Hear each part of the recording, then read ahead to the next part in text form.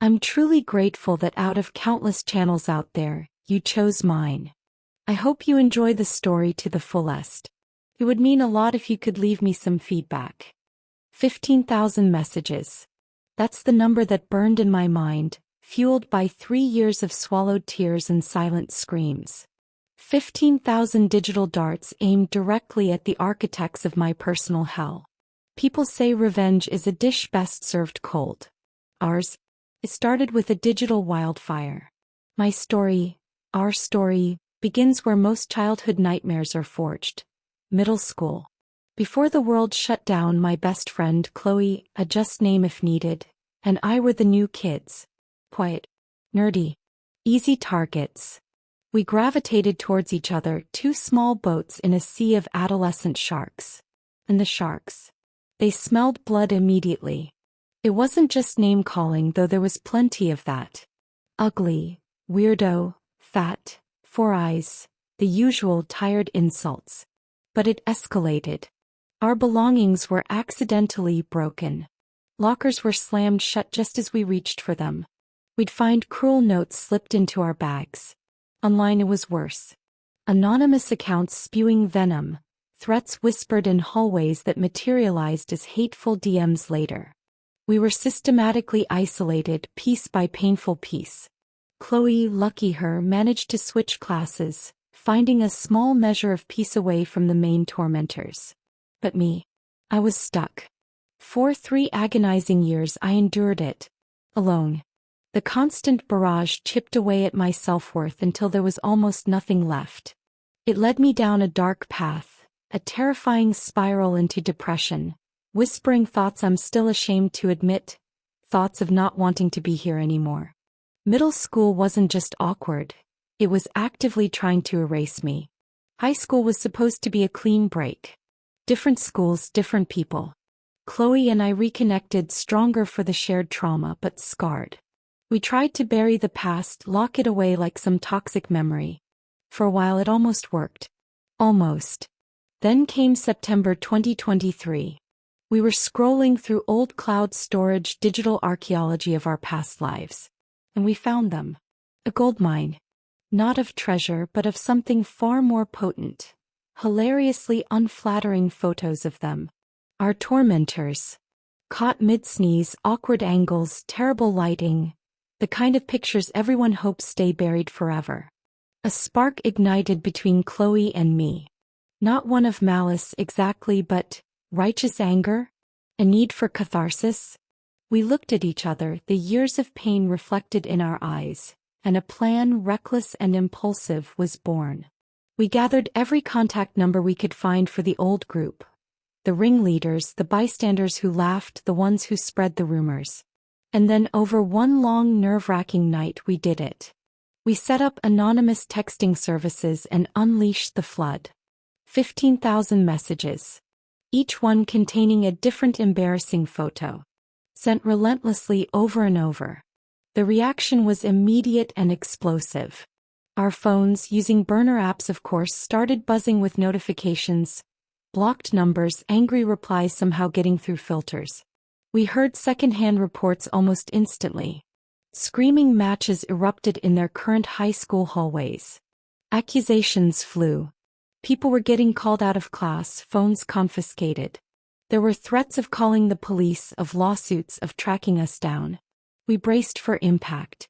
Waited for the principal's call, the police at the door. But nothing happened.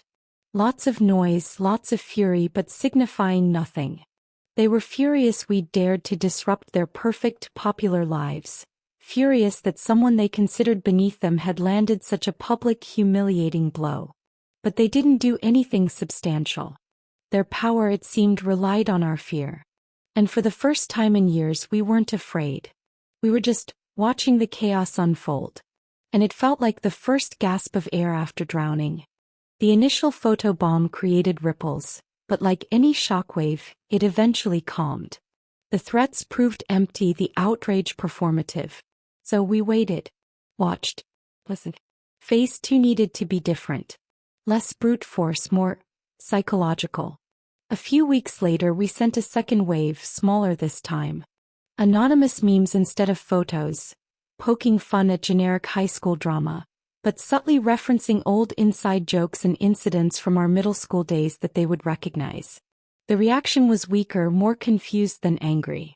They were starting to realize this wasn't just a one-off prank. Then something interesting happened.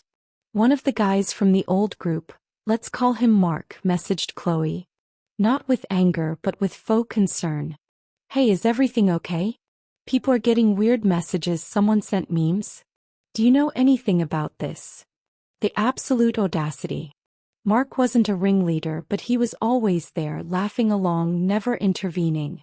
Chloe, channeling years of frustration, didn't hold back. But instead of just venting, we did something else. We'd quietly reached out to a few other kids we knew had been on the receiving end of that group's cruelty back then. We compiled their stories, anonymous, of course, highlighting specific instances of gossip, backstabbing, and targeted exclusion. Chloe sent this compilation to Mark. "Does this ring any bells?" she asked. His reaction was infuriatingly predictable. Utter denial. "Wow, I had no idea any of that happened. That's terrible. I was never involved." Then almost in the same breath he'd pivot. "But you know, middle school was tough for everyone. Maybe you're misremembering." He tried to play both sides, the concerned friend and the defender of his clique, making flimsy excuses, contradicting himself. It was pathetic. It became clear that talking, reasoning, expecting any acknowledgement of wrongdoing was futile. They lived in an echo chamber of denial. That solidified our resolve. If direct confrontation and digital blitzes weren't enough, we needed something slower, more insidious. Something that would turn them not against us but against each other. Around this time, I decided to try one last attempt at direct communication. I actually went to an after-school event where I knew some of them would be. I approached Mark, intending to have a calm, face-to-face conversation, maybe find a shred of accountability. Big mistake. Within minutes, the whole pack descended. Sarah, Emily, Josh. Just names. The core group. They surrounded me, not physically threatening but radiating smug superiority. They flat out denied everything. "We were just joking. You were too sensitive. Why are you still hung up on middle school?" They smirked, rolled their eyes, and even mocked the documented pain I and others had endured. When I mentioned the audio file summarizing the bullying incidents which I'd sent to Mark previously, one of them actually pulled it up on their phone and laughed, playing snippets out loud for the others. That was the moment. The absolute, final confirmation that they felt no remorse, learned nothing, and believed themselves untouchable.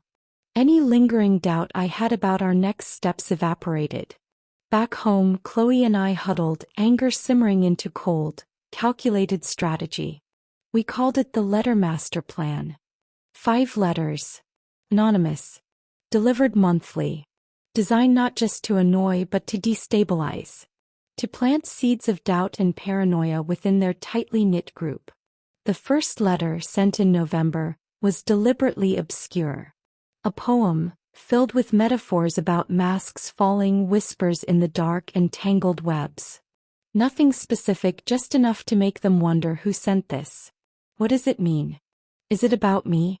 We knew from second-hand sources it caused a ripple of confused texts and conversations. Perfect. The second letter, dropped in December just before the holiday break, was the first real surgical strike. We took all those nasty backstabbing comments we'd overheard or collected evidence of over the years, things they had said about each other, and compiled them. "Someone thinks you're trying too hard. Heard you only got that spot because of your parents. Someone wishes you'd stop copying their style." Vague. Unattributed. But every single barb was real, harvested from their own toxicity. We didn't name names, just presented the venom they'd spewed behind each other's backs, letting their own paranoia do the work. We didn't have to wait long to see the impact of letter 2. The whispers reached us almost immediately. Apparently one of the guys in the group, let's call him Liam, one of the sensitive jocks who hid his insecurity behind loud-mouthed bravado, completely lost it when he read the letter. He refused to let anyone else see his copy, stormed off, and was later seen crying in the library. The compilation of anonymous negativity had clearly hit a nerve, likely confirming his deepest fears about what his friends really thought of him. That's when the parents got involved. Not our parents. Suddenly, these kids who projected such confidence and independence ran crying to mommy and daddy. There were furious calls to the school administration, though they had no idea who sent the letters, demanding investigations. The narrative shifted. Suddenly we, the anonymous senders, were the villains.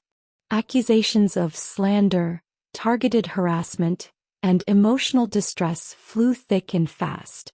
For a hot minute, there was serious talk of getting lawyers involved, of suing us Jane Does for defamation. It was terrifying, honestly. Chloe and I weren't prepared for that level of escalation. But then, a stroke of luck. Or perhaps connections. My family has some familiarity with the local legal landscape.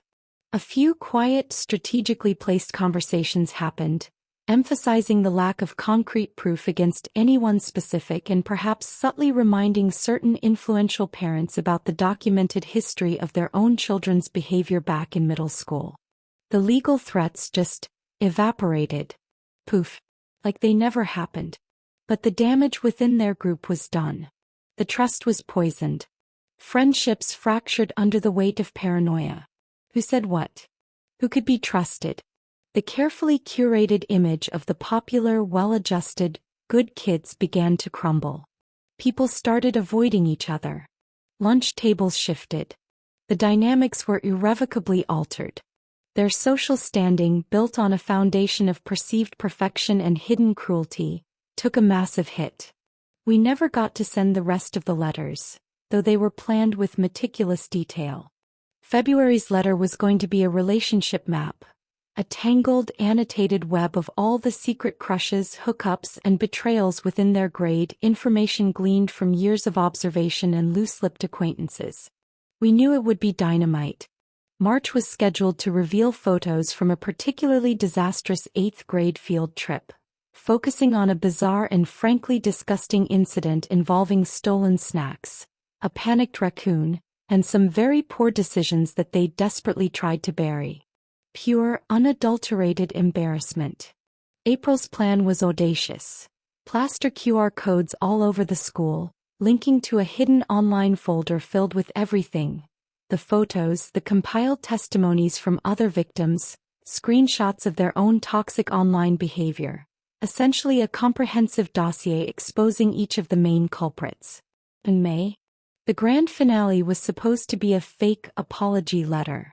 Seemingly remorseful but actually weaving in every truth we'd exposed, highlighting their patterns of behavior, and ending with a chilling warning about the kind of adults they were becoming if they didn't confront their past.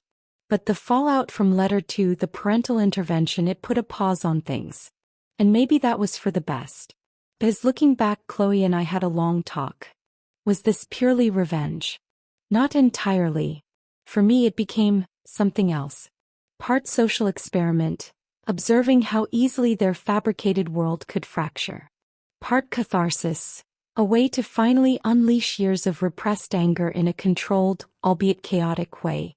And honestly, part of it was protective. Chloe, bless her fiery heart, was talking about more direct, potentially self-destructive confrontations.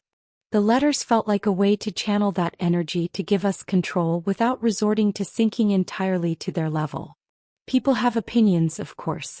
Some former classmates who knew the story whispered we went too far, that two wrongs don't make a right. Others quietly cheered us on, calling us smart, brave, finally giving the bullies a taste of their own medicine. Personally, seeing them run to their parents the second things got tough just confirmed everything I already knew.